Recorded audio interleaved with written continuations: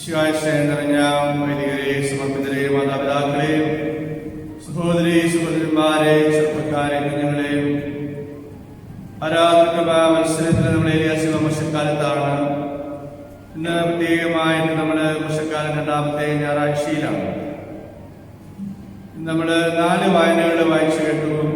നിയമാവർത്തന പുസ്തകത്തിൽ നിന്ന്, യെശയ്യായുടെ പ്രവചനത്തിൽ നിന്ന്, പൗലോസ് ഗലാത്യയിലെ സഭയ്ക്ക് എഴുതിയ ലേഖനത്തിൽ നിന്ന്, അതുപോലെ തന്നെ ലൂക്കായുടെ സുവിശേഷത്തിൽ നിന്ന്. നമ്മൾ വായിച്ചു കേട്ട ലൂക്കായുടെ സുവിശേഷം 8-ാമത്തെ അധ്യായം 41 മുതൽ 56 വരെയുള്ള വചനങ്ങളാണ്. ഈ തിരുവചനങ്ങള് ഒത്തിരിയേറെ രഹസ്യങ്ങൾ ഉൾക്കൊള്ളുന്നതാണ്. ഓരോ വചനത്തിലും ദൈവിക ശക്തി, ദൈവത്തിന്റെ ജ്ഞാനം നിറഞ്ഞു നിൽക്കുന്നു. കർത്താവിന്റെ ആത്മാവ് നമ്മളിൽ സജീവമായി പ്രവർത്തിക്കുകയും ഈ ആത്മാവ് ഈ രഹസ്യങ്ങള് മനസ്സിലാക്കുവാനായിട്ട് നമ്മെ പ്രാപ്തരാക്കുകയും ചെയ്യട്ടെ. നമ്മൾ വായിച്ചു കേട്ട ഈ സുവിശേഷത്തില് ഒരു സ്ത്രീയെ കർത്താവ് സുഖപ്പെടുത്തുന്നു. രക്തസ്രാവക്കാരിയായ ഒരു സ്ത്രീയെ കർത്താവ് സുഖപ്പെടുത്തുന്നു. അതുപോലെ തന്നെ മരിച്ചുപോയ 12 വയസ്സുള്ള ഒരു ബാലികയെ ഈശോ ഉയർപ്പിക്കുന്നു. ഈ 2 കാര്യങ്ങളും ദൈവരാജ്യത്തിന്റെ അടയാളങ്ങളാണ്. ദൈവരാജ്യത്തിന്റെ അടയാളങ്ങള് ഇന്നത്തെ നമ്മൾ മനസ്സിലാക്കുകയാണ്. സുവിശേഷ വായനയ്ക്ക് മുമ്പായിട്ടുള്ള വ്യാഖ്യാന ഗീതം തുർഗാമയിലെ പ്രകാരം നമ്മൾ കേൾക്കുന്നു. അവിടുന്ന് രോഗികളെ സുഖപ്പെടുത്തി, മനുഷ്യരെ ഉയർപ്പിച്ചു, വിശ്വാസികളെ ബഹിഷ്കരിച്ചു, മരണത്തെ പരാജയപ്പെടുത്തി. എന്തെന്നാൽ അവിടുന്ന് മരിക്കുകയും ഉയർത്തെഴുന്നേൽക്കുകയും സ്വർഗത്തിലേക്ക് കരയേറുകയും ചെയ്തു. സൗഖ്യം ഉണ്ടാകുന്നത്, അതുപോലെ തന്നെ മരണത്തിൽ നിന്നുള്ള വിമോചനം, അത് സാധ്യമായത് വചനം മാംസമായി പീഡ സഹിക്കുകയും മരിക്കുകയും ഉയർത്തുകയും ചെയ്തുകൊണ്ടാണെന്ന് നമ്മൾ പ്രത്യേകമായിട്ട് മനസ്സിലാക്കണം. അതുപോലെ തന്നെ ഈ ശക്തി, ഈശോയിൽ നിന്ന് ശക്തി പുറപ്പെട്ടതായിട്ടാണ് നമ്മളിന്ന് കേട്ടത്. ഈശോ പറയുകയാണ്, ആരോ എന്നെ സ്പർശിച്ചു.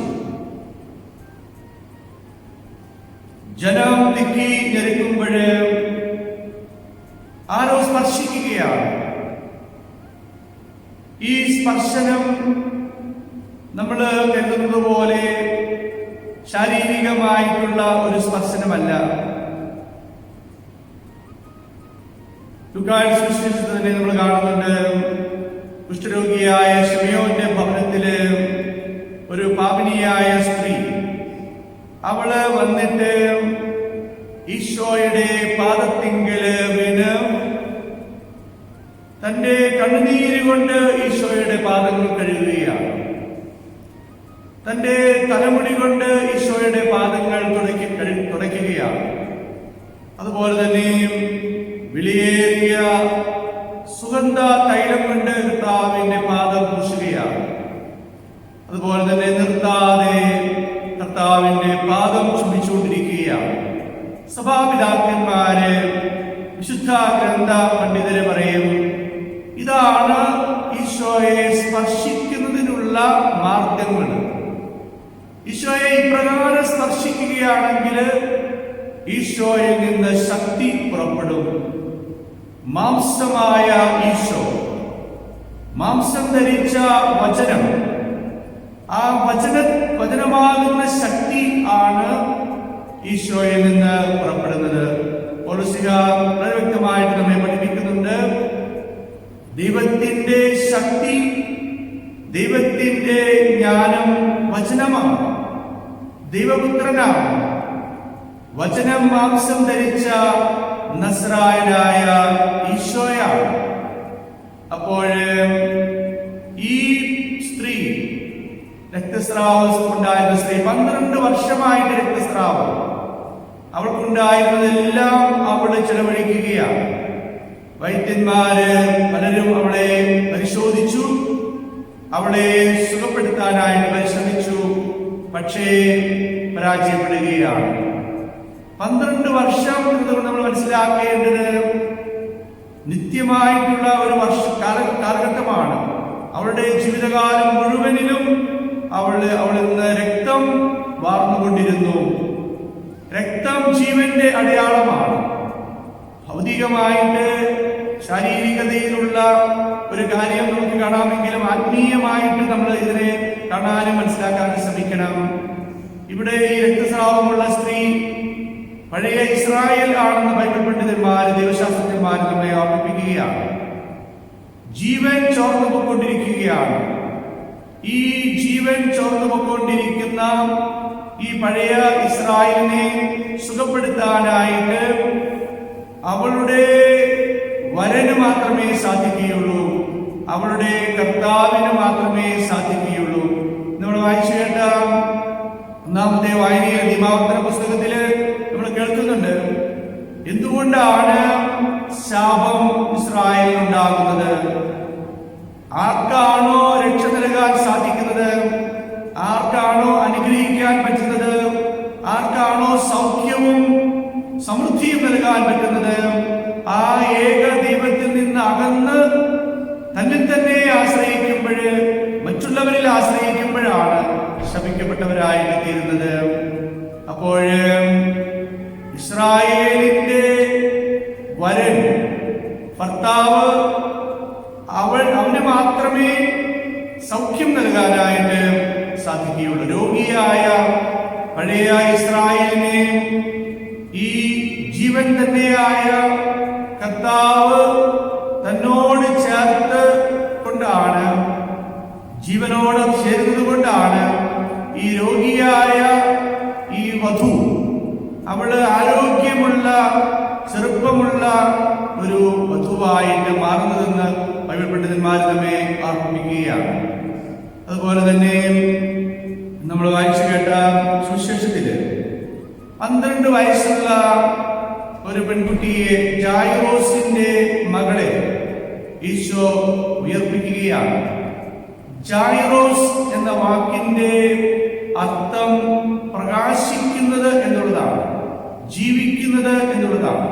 അപ്പോൾ പ്രകാശത്തിന്റെ, ജീവന്റെ മകൾ, അവള് 12 വയസ്സാണ്. യഹൂദ പാരമ്പര്യത്തില് 12 എന്നുള്ളത് പക്വതയുടെ പ്രായമാണ്. നമ്മൾ കാണുന്നുണ്ട്, ബാലനായ ഈശോ, 12 വയസ്സുള്ള ഈശോ ജെറുസലേം ദേവാലയത്തില് പിതാവിന്റെ കാര്യങ്ങൾ വ്യാപൃതനായിക്കൊണ്ട് നിൽക്കുന്നതായിട്ട്. 12 വയസ്സ് പക്വതയുടെ പ്രായമാണ്. അതുപോലെ തന്നെ വിവാഹത്തിന്റെ പ്രായമാണ്. ഈ ബാലിക 12 വയസ്സ് വിവാഹം കഴിക്കാനായിട്ടുള്ള പ്രായമെത്തിയിരിക്കുന്നവള്, അവള് മരിക്കുകയാണ്. അപ്പോഴ് മരിക്കുമ്പോഴ് എല്ലാവരും, അതായത് ഈശോ ആ ഭവനത്തിലെത്തുന്നു. ഭവനത്തിലെത്തുമ്പോഴ് ഈശോ പറയുകയാണ്, അവൾ മരിച്ചിട്ടില്ല, അവൾ ഉറങ്ങുകയാണ്. എന്നാൽ വിശ്വാസമില്ലാത്ത, ഈശോ ആരാണെന്ന് അറിയാത്ത, ഈശോയെ തിരിച്ചറിയാത്ത ഇവിടെയുള്ള നിയമജ്ഞര്, പരിസയര്, ഇങ്ങനെയുള്ള ആളുകള്, യഹൂദര് ഈശോയെ പരിഹസിക്കുകയാണ്. അവൾ മരിച്ചു കഴിഞ്ഞു എന്ന് അറിഞ്ഞതുകൊണ്ട് അവർ അവനെ പരിഹസിച്ചു. വളരെ വ്യക്തമായിട്ട് ഒരു കാര്യം നമ്മെ ഓർമ്മിപ്പിക്കുകയാണ്, യഥാർത്ഥത്തിൽ മാനുഷികമായിട്ട് അവൾ മരിച്ചു കഴിഞ്ഞിരിക്കുകയാണ്. പക്ഷേ ഈശോയുടെ കാഴ്ചപ്പാടില്, ജീവന്റെ കാഴ്ചപ്പാടില് ഇവിടെ ഉറങ്ങുകയാണ്. വലിയ ഒരു പാരഡൈം ഷിഫ്റ്റ് ഇവിടെ സംഭവിക്കുകയാണ്. ഈശോയുടെ കാലം വരെ മരിക്കുന്നു, എന്നാൽ മരണത്തിന്റെ മേല് അധികാരമുള്ള, മരണത്തെ തന്റെ മരണത്തിലൂടെ പരാജയപ്പെടുത്തുന്ന ഈശോയ്ക്ക് ഇനി മുതല് മരണമല്ല, അത് ഉറക്കമാണ്. ഈ കാര്യമാണ് നമ്മൾ തിരിച്ചറിയേണ്ടത്. ഈശോയിലൂടെ മരണമല്ലാതായിത്തീരുന്നു. നമ്മൾ എല്ലാ ദിവസവും വൈകുന്നേരം ഉറങ്ങാൻ പോകുന്നത് പോലെ വളരെ ശാന്തമായിട്ട് ഉറങ്ങാനായിട്ട് നമുക്ക് സാധിക്കും കർത്താവില്. അപ്പോൾ അതുകൊണ്ടാണല്ലോ നമ്മൾ പറയുന്നത് കർത്താവിൽ നിദ്ര പ്രാപിച്ചു. നിദ്രയാണ്, ഉറക്കമാണ് പ്രാപിച്ചിരിക്കുന്നത്.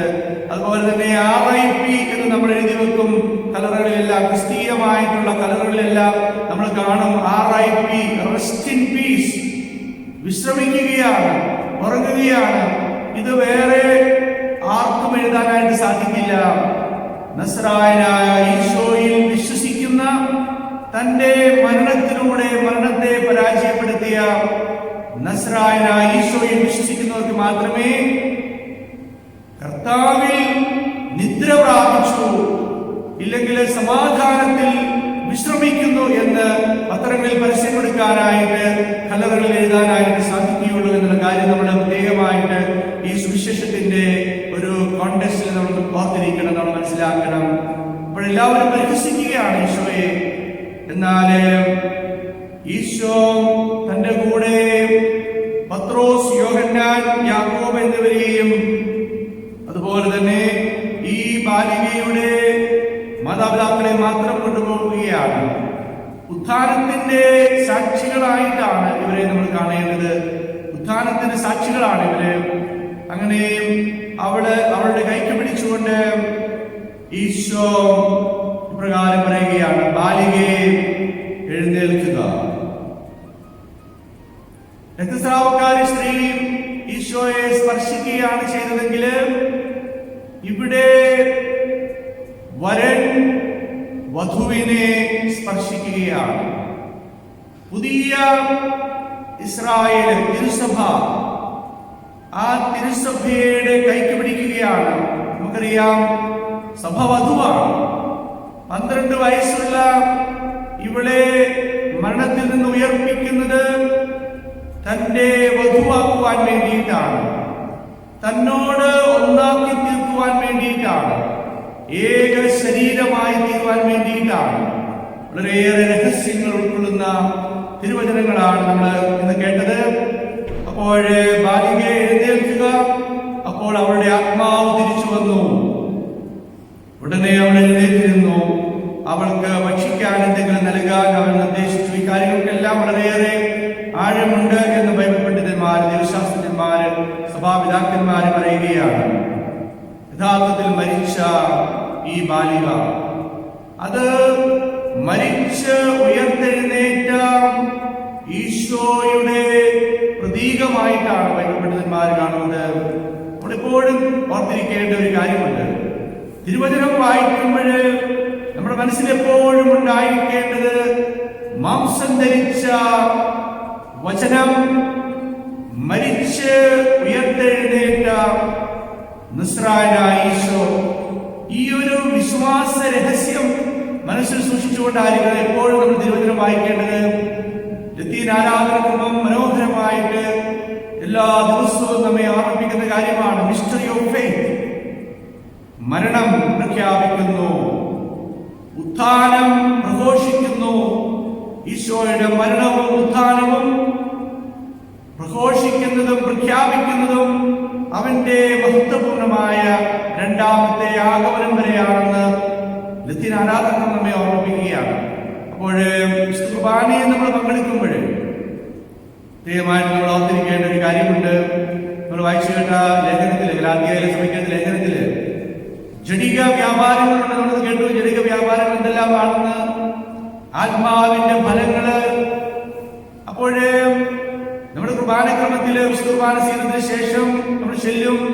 ദേവാലയത്തിൽ സഞ്ചരിച്ച പാദങ്ങൾ പ്രകാശത്തിന്റെ സ്ഥലത്ത് സഞ്ചരിക്കാൻ ഇടയാകട്ടെ എന്ന് ജഡികമായിട്ട് നമ്മൾ ഇപ്പോഴും ജീവിക്കുന്നു. ജഡം നമുക്കുണ്ട്. പക്ഷേ ഈ ഒരു ജഡികമായ വ്യാപാരത്തിൽ നമ്മൾ കഴിയുകയാണെങ്കിൽ ദൈവരാജ്യത്തിൽ പ്രവേശിക്കില്ല എന്ന് പൗലോസ് വളരെ അസന്നിഗ്ധമായിട്ട് നമ്മെ ഓർമ്മിപ്പിക്കുന്ന കാര്യമാണ്.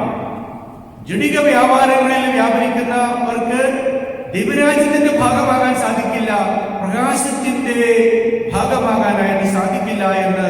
ദേവാലയത്തിൽ സഞ്ചരിച്ച പാദങ്ങൾക്ക് പ്രകാശത്തിന്റെ സ്ഥലത്ത് സഞ്ചരിക്കാൻ ഇടയാകട്ടെ എന്ന് തിരുവചനത്തിൽ നടക്കാനായിട്ട് ആത്മാവിലാണെങ്കിൽ നമുക്ക് ആത്മാവിൽ വ്യാപരിക്കാം എന്ന് പൗലോസ് ഓർമ്മിപ്പിക്കുകയാണ്.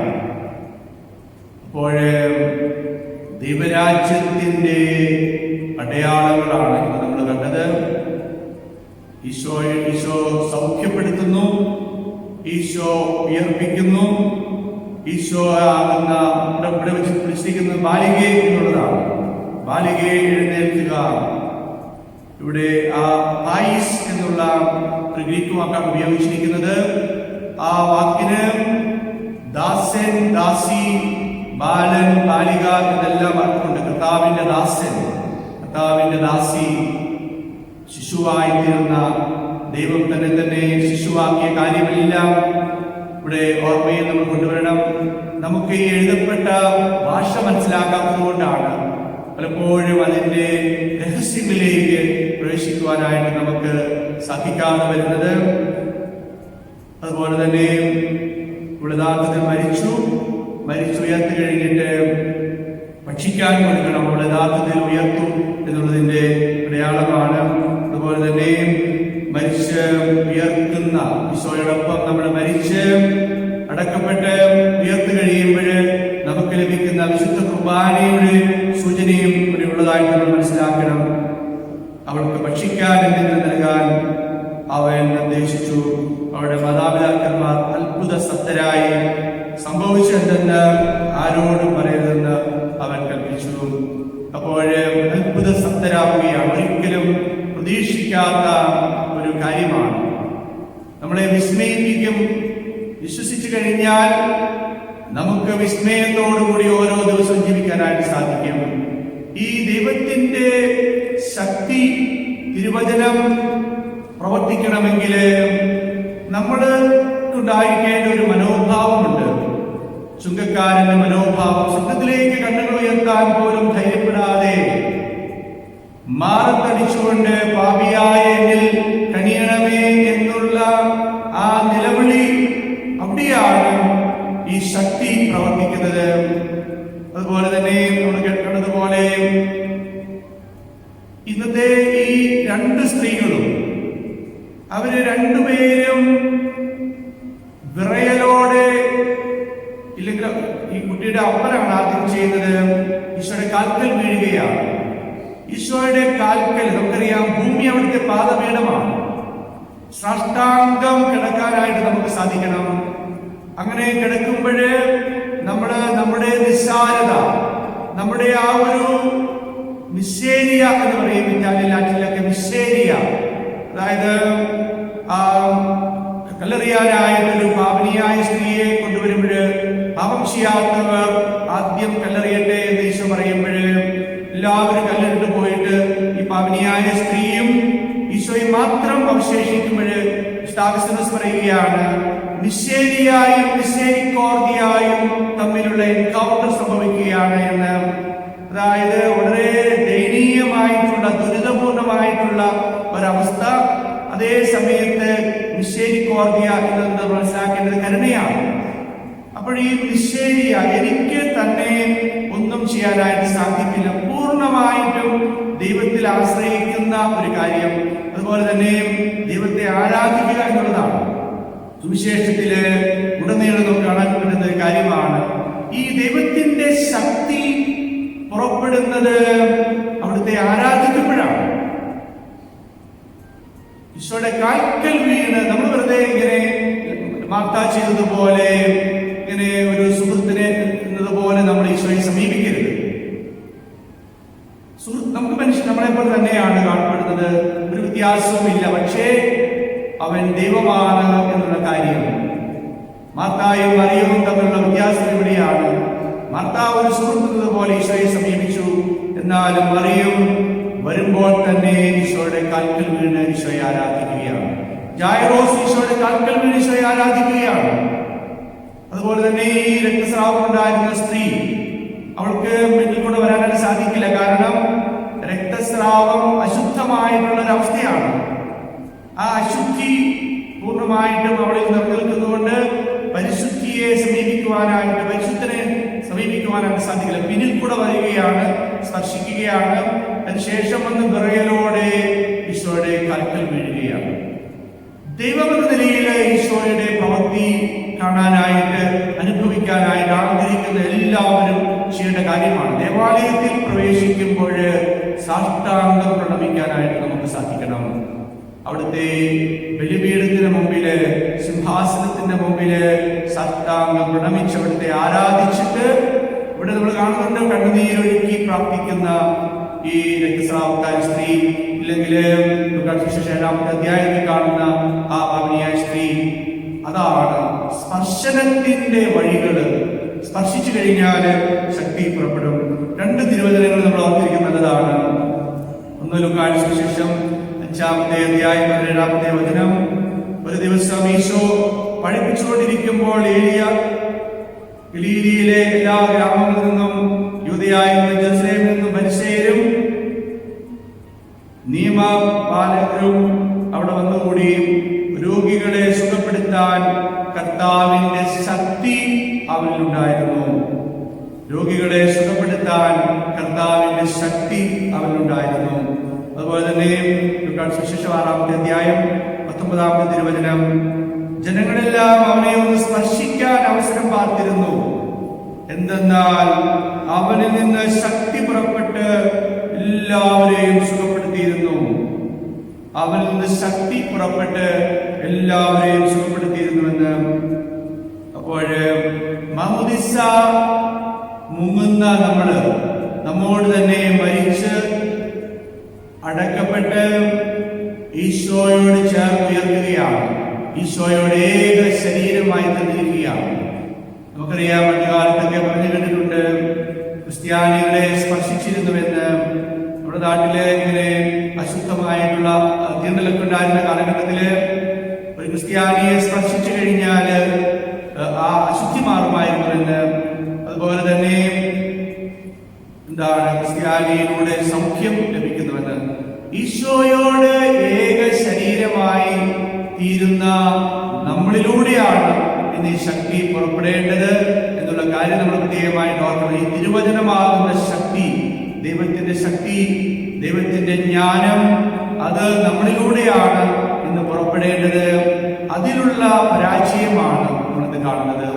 നമ്മളിലൂടെ ഈ ശക്തി ഇന്ന് പുറപ്പെടുന്നില്ല. ഈശോയോട് ഏക ശരീരമായിട്ട് നമുക്ക് തീരാത്തത് കൊണ്ടാണ് ഈ ശക്തി നമ്മളിൽ നിന്ന് പുറപ്പെടാത്തതെന്നും പ്രത്യേകമായിട്ട് ഓർക്കണം. ഈ മാമോദിസ യഥാർത്ഥത്തില് റിയലായിട്ട് സംഭവിക്കാത്തത് കൊണ്ടാണ്. നമ്മളോട് തന്നെ മരിക്കാത്തത് കൊണ്ട്, അടക്കപ്പെടാത്തത് കൊണ്ട്, അതുകൊണ്ട് തന്നെ ഉയർപ്പ് ഉണ്ടാകാത്തത് കൊണ്ടാണ് ഈശോയുടെ ഏക ശരീരമായിട്ട് തീരാൻ നമുക്ക് സാധിക്കാത്തത്. ഇന്നത്തെ തിരുവചനത്തിന്റെ അടിസ്ഥാനത്തിൽ, പ്രാർത്ഥനയുടെ അടിസ്ഥാനത്തിൽ നമ്മുടെ ജീവിതത്തെ വിലയിരുത്തുവാനായിട്ട് നമുക്ക് സാധിക്കട്ടെ. നമുക്ക് മാപ്പ് ചോദിക്കാൻ നമ്മുടെ ജീവിതത്തിൽ വന്നിരിക്കുന്ന എല്ലാ കാര്യങ്ങളെ ഓർത്തുകൊണ്ട് ഈ രക്തസ്രാവമുള്ള സ്ത്രീ സ്പർശിച്ചതുപോലെ സ്പർശിക്കാൻ, അല്ലാതെ വലിയ ജനക്കൂട്ടത്തിന്റെ ആ തിക്കും തിരക്കുമല്ലാതെ, തിക്കിഞ്ഞെരുക്കാതെ, കർത്താവിനെ തിക്കിഞ്ഞെരുക്കാതെ അവള് സ്പർശിച്ചതുപോലെ സ്പർശിക്കാനായിട്ട് ലൂക്കായുടെ സുവിശേഷം 7-ാമത്തെ അധ്യായത്തിൽ കാണുന്ന ആ പാപിനിയായ സ്ത്രീ ഈശോയെ സ്പർശിച്ചതുപോലെ സ്പർശിക്കുവാനെല്ലാം നമുക്ക് സാധിക്കട്ടെ എന്ന് ആത്മാർത്ഥമായിട്ട് പ്രാർത്ഥിക്കുന്നു. നമുക്ക് കുർബാനയിൽ സജീവമായിട്ട് നമുക്ക് ശരിയും